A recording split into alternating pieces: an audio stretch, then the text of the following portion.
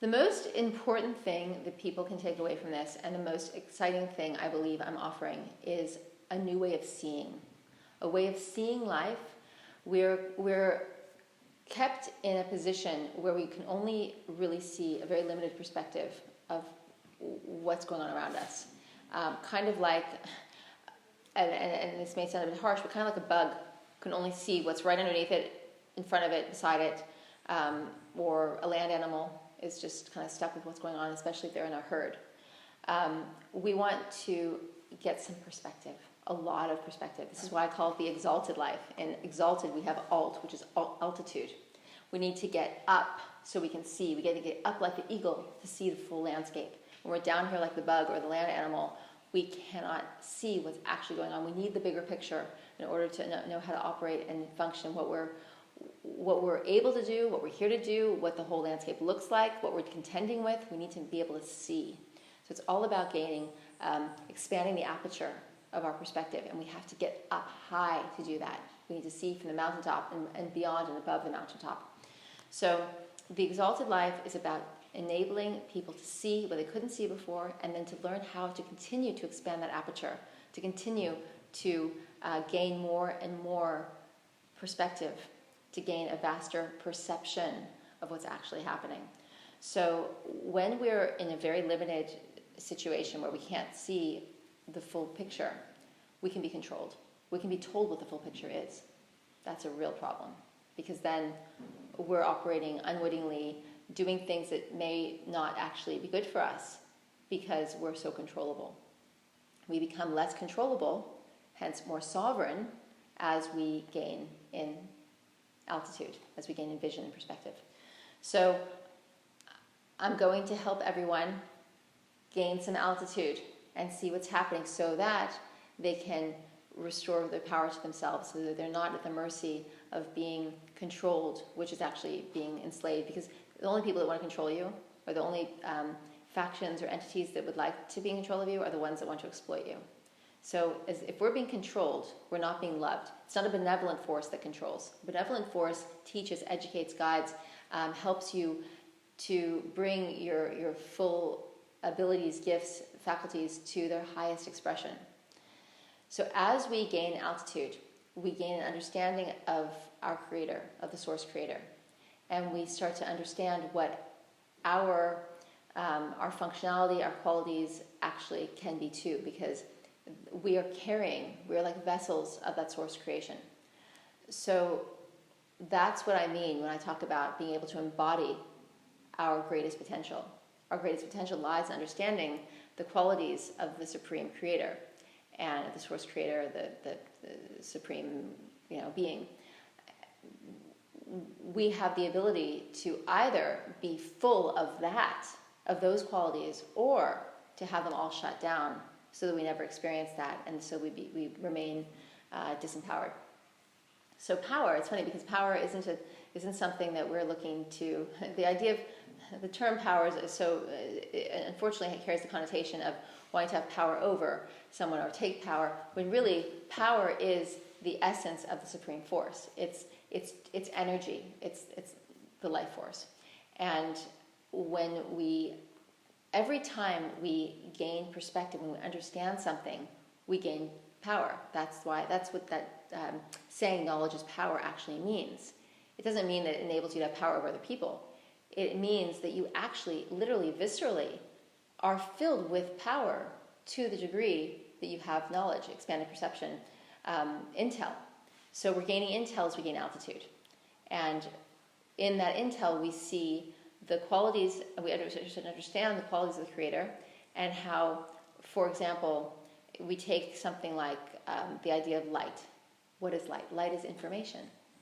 Light creates life, which in its natural form embodies beauty, or expresses as beauty. So, which is also power. So light, energy, intel, information, knowledge, it's all power. With those qualities, we always have beauty. With those qualities, we always have a consistent leveling up. We have an innate sense of knowing that it's right to assert right effort and discipline in order to become better and stronger, like your athlete, like your martial artist. on any level, even like your mathematician and your engineer. It's always looking for a way to make things better. That's actually an innate quality that we possess. But when we're shut down, when we're depressed, when we're made to accept, or we're convinced to accept a paradigm that is not our truth, then we're not going to get there. We're not going to be able to access those natural qualities that are the qualities of the divine, and they're waiting to be awakened in us. So we gain perspective, we gain altitude, and we start to see that these qualities all come together as one unit, and they can take up our dwelling place, which is what we want to have happen. We want our dwelling place to be where the great source creator essence and qualities dwells. Then we're talking real power now. We're talking about not having it for ourselves, be like, oh yeah, look how great I am.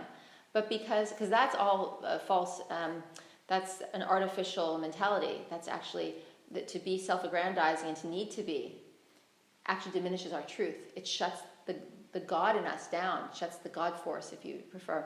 It shuts the divine in us down in order to make space for this this mentality that is it has a very short lifespan, that self-destructs, that it gets caught up in all the wrong things. You can call it the negative ego if you want, but it's that little devil on our shoulder that's always saying, no, but listen to me, but actually it will destroy you. And that's why we see people with these terribly short lifespans, with these inclinations toward self-destruction and all of this. It's all coming from that lifestyle paradigm that we're presented with as truth that's totally erroneous. It's totally false and destructive. So it enables that which is it carries the life principle to enter into us and to take to become the essence of our being. And with that, we level up on everything. With that, we get the great inspiration, the creativity that fills us, that makes us want to, it gives us our sense of purpose. We are filled with the functional feelings as opposed to dysfunctional feelings. We're filled with drive to do the right thing and be able to access and assert the discipline that's needed to do that, because the right thing isn't typically the easy thing. But it makes it easier for us to do the right thing even when it's hard, because it's once again a standard key part of our makeup. It's resumed its place in our as part of our makeup. So it enables us, and the long and short of it is, the idea of this course is to enable us to remove that which is artificial in us and holding us down, so that space can be taken up by the divine qualities, and we can see more clearly. I teach everyone not only how to elevate their view to get a bigger sense of landscape, but in so doing, where you see the error. We get caught up in illusion, in things that just aren't true. Fantasy isn't necessarily a good thing typically. Fantasy is you thinking something and having this idea in your head about a scenario, a relationship, an opportunity, a lack of opportunity, your life situation that's actually not true, but that's what you've fastened onto. It's your mental vision, and it's false fantasy. It's destructive fantasy. So we get caught up in these things. We get caught up in our dysfunctional emotions, and all of these things are dysfunctional. They're zapping our power. They're zapping our energy. They're making it harder and harder for us to get to a place where we can embody that divine essence, making us more inclined to disintegrate, to self-destruct, to fall apart. And I want to help people stop that process, stop that self-destructive process, so they can actually embody those divine qualities and have the upgrades, and then see what happens with their life. And then it's we get to watch each other and ourselves, not from an egoist perspective, but from a legitimately in awe of the divine perspective, upgrade and express and become. And it's a joy for us to see it happen in ourselves, and it's an equal joy to see it happen in everybody else around us.